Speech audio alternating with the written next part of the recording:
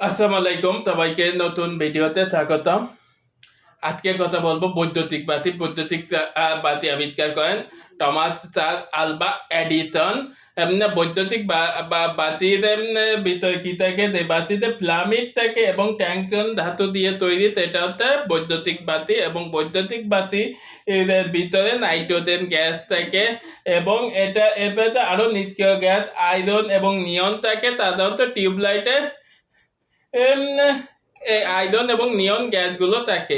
এই জন্য বৈদ্যুতিক বাতি আলো হয়। বৈদ্যুতিক বাতি টমাস আলবার্ট এডিসন আবিষ্কার করেন। সবাইকে এই পর্যন্ত ধন্যবাদ। মোরা আকাশের মতো বাধাহীন, মোরা মোর সঞ্চার বেদুহীন।